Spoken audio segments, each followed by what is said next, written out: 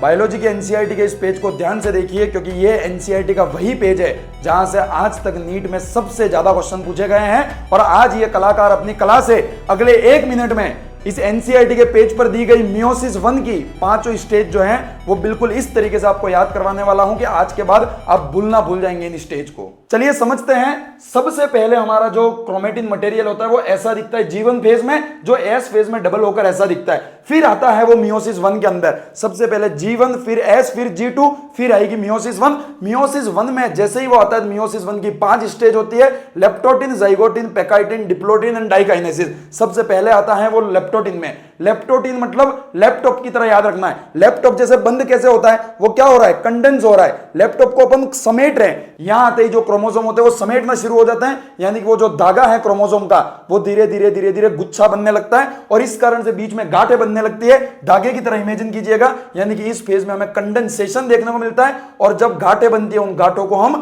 Chromomere कहते हैं। NCERT यही 2 लाइनें आपकी दे रखी है। उसके बाद हम देखते हैं जाइगोटिन स्टेज। जाइगोटिन नाम से क्लियर है, जाइगोट का मतलब 2 चीजों का मिलना, तो यहां भी वही होती है, 2 चीजें मिलती है और 2 क्रोमोसोम मिलते हैं। और वो क्रोमोसोम कैसे होते हैं, होमोलोगस क्रोमोसोम होते हैं। तो होमोलोगस क्रोमोसोम मिलते हैं और जब 2 होमोलोगस क्रोमोसोम मिलेंगे तो क्या बनेगा, सिनेप्स बनेगा या फिर बाइवेलेंट बनेगा, क्योंकि 2 हैं तो बाइवेलेंट बोलेंगे, और या फिर हम कह सकते हैं प्राइमरी टेट्राड बनेगा। ये बहुत कंफ्यूजिंग क्वेश्चन है, बट आज के बाद गलत मत करना। टेट्राड बनना शुरू कहां करते हैं या प्राइमरी टेट्राड कहां देखने को मिलते हैं, तो जाइगोटिन में। बट क्लियर टेट्राड कहां देखने को मिलते हैं माय डियर फ्रेंड, तो वो पेकाइटिन में। तो पेकाइटिन में क्या होगा, तो बहुत सिंपल सी बात है, पेकाइटिन के अंदर ये दोनों होमोलोगस क्रोमोसोम ऐसे थे वो और चौड़े होने शुरू होंगे।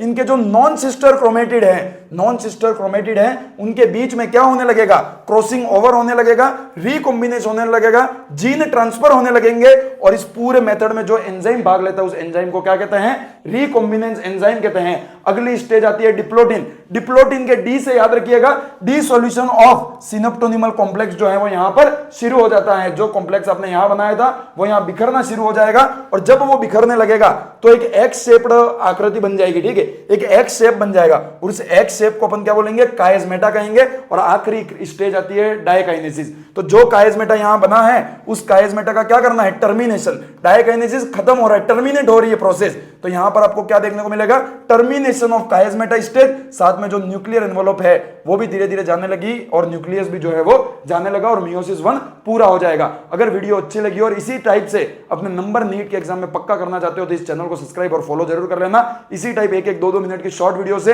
आपके बहुत बेहतरीन मार्क्स नीट के एग्जाम में मैं पक्के करवा दूंगा। Thank you very much.